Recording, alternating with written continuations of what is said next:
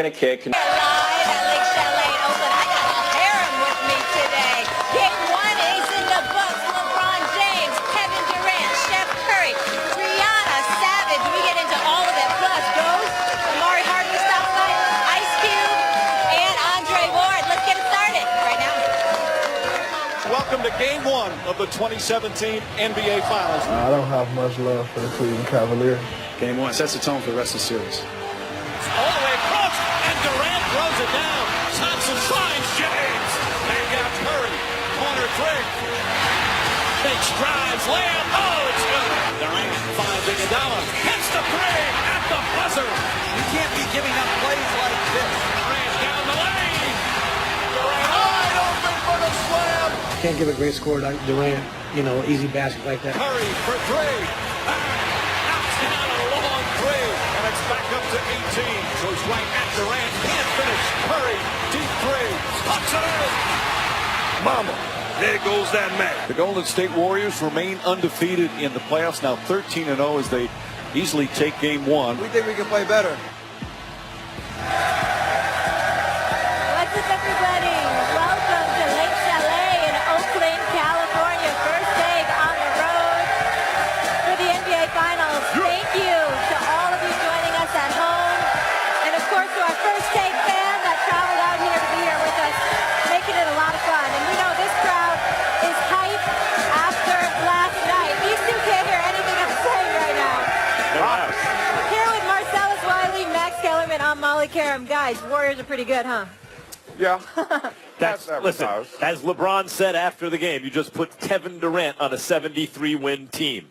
Yeah, they're pretty good. Yeah. No question. I like the way you clean up, by the way. On Sports Nation, I never see you in a shirt and a jacket and a tie and a. Am I in the you top overdo it. four? You put a tie bar on and the Ivy League pinner. You've got range. I got range. That's all that is, right? Still a cracked cell phone case. I got a 2-year-old, man. He was like, Daddy, don't do the show. So it happens. All right, we got a lot coming up today, guys. Ice Cube stopping by. Looking forward to that. One of my favorite shows, Power Ghost. Amari Hardwick will be here. So much to get into with him. A new season coming up June 25th. And then also San Francisco native, you might have heard of him, Andre Ward. Andre Ward. The Undefeated, pound for pound. There he is. Big one coming Gold up. medal, Kovalev rematch. But you know where we're starting. Those Warriors, they did the damn thing. Kevin Durant, 38 points, 8 assists, 8 rebounds, 0 turnovers. The only person more savage than him would have to be Rihanna. Marcellus, you saw that. Yeah, I did see that. You saw that, Wink. right? Yeah. What did Durant prove to you in Game 1? Nothing. I mean, when I say nothing, I mean boo. No. That's very disrespectful. No. When I say nothing, I don't mean nothing. I mean absolutely nothing. Let me give it to you like Biggie gave it to us. Okay. If you don't know, now you know. Durant is Durant. That's the best scorer we have in the NBA. And if you don't know your NBA history, let me school you on this. Kevin Durant did what Kevin Durant does when Kevin Durant says it's NBA Finals time. This is a guy who always scores over 25 points in his 6 finals appearances. This is a guy who last night, 38, 8, and 8. I saw people sitting there, oh, my God, now we got Durant. He went for 38. There's no stopping us. Hold on. Let's go back to when Durant was first in the finals, when he had to face the Miami Heat and LeBron James. In that Game 1, he went for 38, 8, and 4. So in that game, Durant sitting back said, you know what? This ain't that bad. This ain't that hard.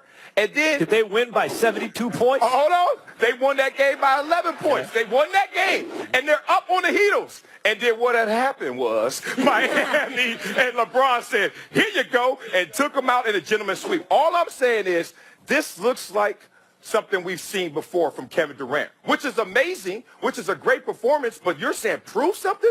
I've seen this before from him. The response is what I want to see. Here's the difference. Number one, that was the baby Thunder with baby Westbrook, baby Harden, who choked, baby Ibaka, right? And Scotty Brooks is the coach, right? That's very different than what he's facing now.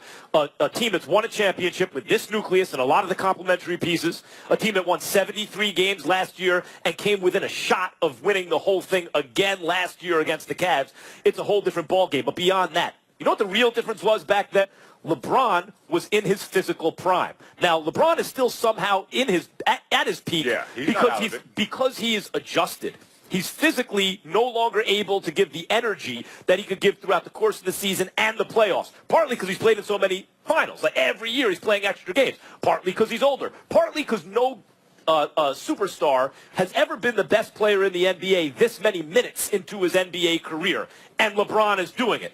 That means he takes his foot off the pedal, doesn't put the pedal to the metal in the regular season, especially on defense, so he has something for the playoffs. But let me tell you what I saw from Kevin Durant last night. Wait, before you do that, please. You're saying LeBron's not in his prime? Physically, he has to compensate. He's at the same level of effectiveness because he's older and wiser, and that's compensating for the fact that he doesn't have the same stamina that he had a couple years ago. He's more calculated Yeah, now. a couple years ago, he's the best player both ends of the floor throughout the regular season and playoffs. Then Durant caught him. Then Steph won a couple MVPs, but LeBron kept showing, don't worry about it.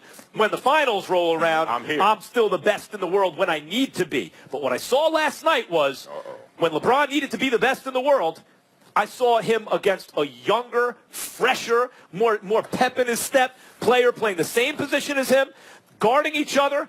One guy looking young and fresh, longer, quicker, getting to the spot more quickly, defending better. I saw Kevin Durant outplay LeBron James in the finals. I saw him outplay him on defense. I saw him outplay him on offense. Now, you want to argue that's one game? You're right. It's only one game. But that's what happened last night. KD got LeBron. No, that's not what happened last night. What happened last night is the same thing that happens every single time that LeBron James has been in this situation. One, we know LeBron James does not win game one of the NBA Finals. Yeah, never. That's not what he's about. He beat the Dallas Mavs in 2011, but other than that, and that one, they even lost that series. So LeBron has never won a championship by winning game one. This is the LeBron that's calculated. This is the guy who looks at the regular season and laughs and says, you know what? I'm a jog. You guys sprint for those 82 games. We'll be the number 2 seed. Doesn't matter. We'll go on the road, beat you, Boston, laugh at you, Boston. When Isaiah Thomas gets hurt, guess what I will do? Take a game and a half off because I'm the king. Show up in the NBA Finals. Let me see what my teammates got. See what my teammates got. You guys, get to game one and realize I don't have my teammates just yet, but I'm okay. We'll get to LeBron in a second, but this is huge because going into this, we said KD, who can he not handle? Who's his Achilles heel? It's LeBron. So if we're now saying that KD's owning LeBron, that's a totally, different narrative. That's why. Or that, okay, well, somebody left By the way, when the evidence changes, you change your opinion, but right? That's what you saw last night. Last night, what I saw is KD outplay LeBron. The best player on the floor was KD, either team. Now, LeBron, we can get to him in a second, but last night that's what I saw. And LeBron is kind of like, when Muhammad Ali got older, he couldn't dance on everyone for 15 rounds anymore. He came up with rope-a-dope. We lay on the ropes, let these guys punch themselves out, and then knock them out, right? Yep. But at a certain age, even rope-a-dope didn't work, and eventually at the end of his career, he fights Larry Holmes, who used to be his sparring partner, and he used to beat up Larry Holmes when he was a sparring partner. And now Larry Holmes is fresh-legged and a little bigger, a little longer, and rope-a-dope doesn't work anymore because Ali. Now, I'm not saying LeBron's at that stage in his career, but so what I bringing it up for? It's shades of that. It's shades of that. It's shades of a younger, bigger, fresher, more energetic player getting the better of LeBron on both sides of the floor. Now, I thought you knew boxing since you show up on ringside and act like you watching something and going to say something about it. But obviously, you're not paying attention. Look. You've been at too many big heavyweight fights, title fights, where round one... a super heavyweight fight right now. You're already right. And round one is about let me judge the distance. Round one in a heavyweight title fight, let me judge the distance. Right. I'm not trying to go out there and knock you out. And this was a situation where I saw that LeBron James has done the mental math. This is a heavyweight fight, and you aren't going out there and Molly's Yeah, I want your thesis statement on Kevin Durant and what he proved. This is what we're here to find out. LeBron took the first round off, you're saying, to gauge what's happening? Okay, we will find out as the series progresses. But it looked to all the world last night like KD was the better player. We don't know what round two brings yet, Molly, so I don't know. Look, I always have my money on LeBron by the end of the series, win or lose. He's going to prove that he's the best player in the world because he's shown it too many times. But That's not what it was last night. That what? Round one goes to KD. He's up on points. Round one always goes to whoever's facing LeBron. By the way, guess what? but with a knockdown, that's a 10-8 round yesterday. And let's keep in mind, now LeBron's 0-6 in game ones in the NBA Finals. So here's the King after his failed conquest last night. You take one of the best teams that we had ever assembled last year, you know, that we saw in the regular season and in the postseason, you know, and then, you know, in the offseason you add a high-powered offensive talent like that and a great basketball IQ like that, you know, that's what stands out. I mean, it's no ifs, ands, or buts. I mean, it is what it is, and, you know, we got to figure out how to, you know, how to combat that, you know, which is going to be a tough challenge for us, but, you know, that's what stands out.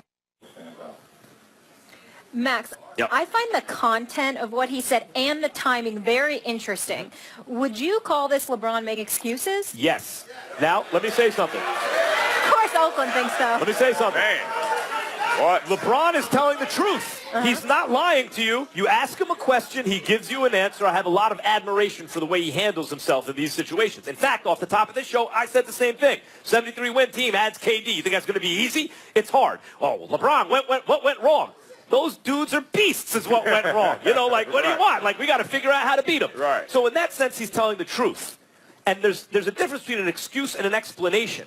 But if you're LeBron James at the post-game presser, after you got your butts whooped in game one, and your answer is, well, they were incredible last year, and they added KD, there's no way to hear that that's not an excuse. It sounds like he's saying, like, we are the underdogs.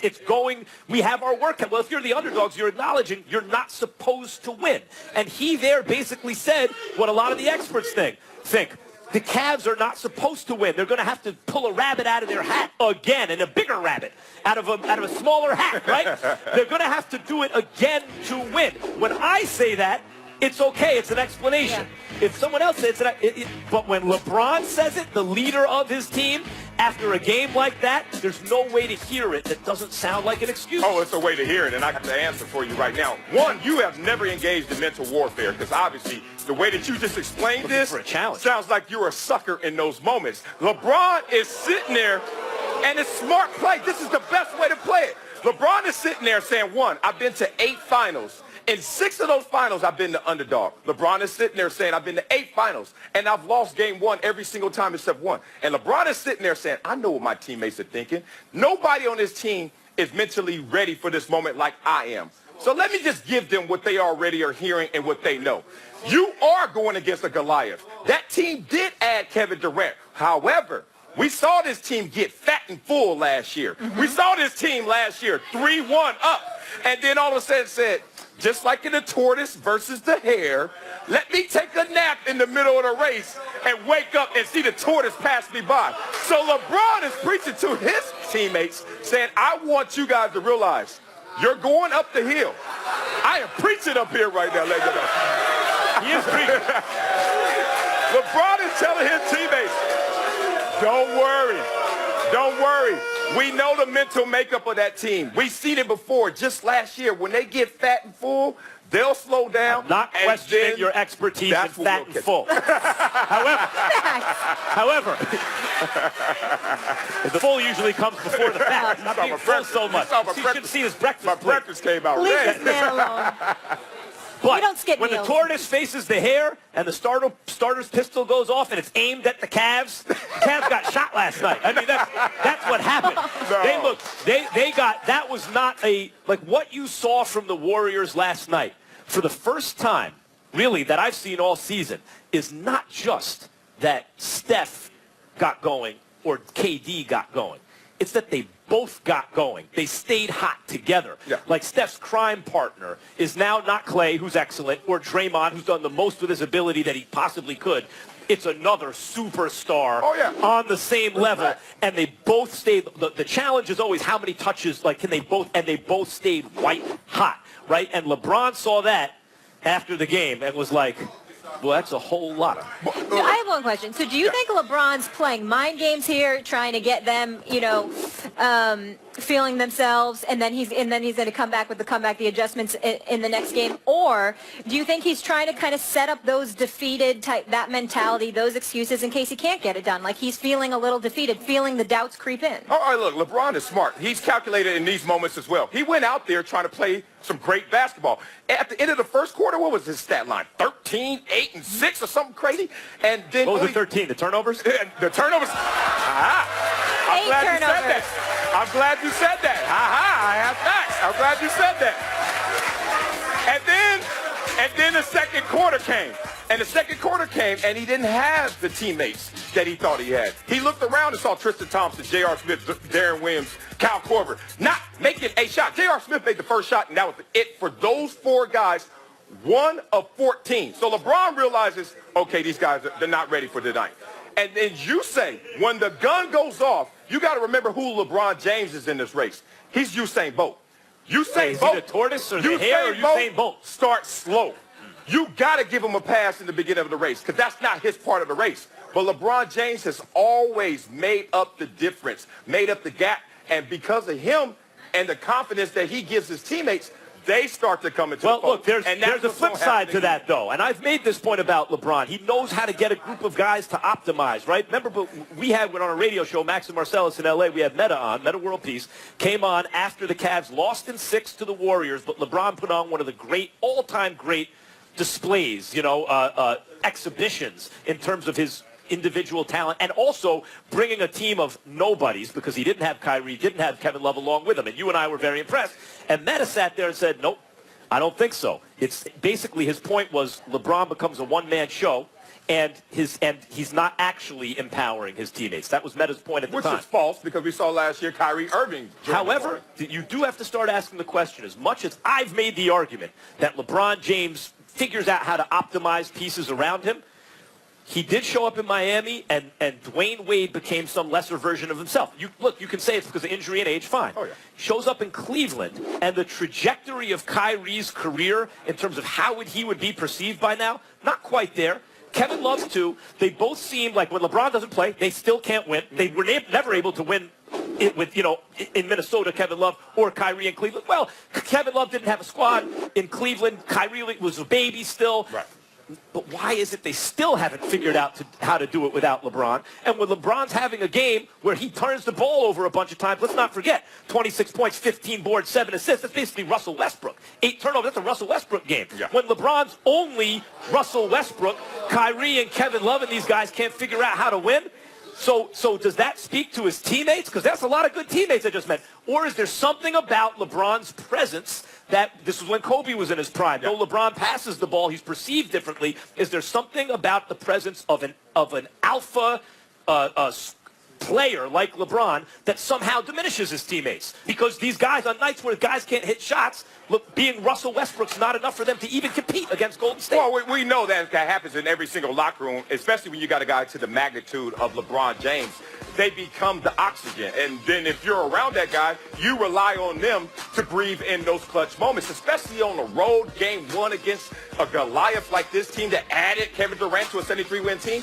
It may be something damning to those other teammates, but their confidence will rise. They finally got a real simulation of what that felt like. Like, you can't practice against Golden State. They kept saying that. You can't simulate. practice against that. And you That's got the out there, buzzword. like in my sport of football, you need that first hit. You need to realize that, okay, this is just another game. And they have to realize this is the NBA Finals, but it's still basketball. I think the teammates rise to the occasion. They win game 2. All right, we'll see. So the Kings men came up short. We want to hear from you guys at home. Are you giving LeBron a pass? The crowd not feeling it. But when we come back, Rihanna says the king is still the king, B.I., but the Cavs get beat down in game 1. So is it time for the land to panic? Also, in the scary news department, the Warriors say they can play better after a 22-point win in game 1. Is it time to start the 16-0 talk?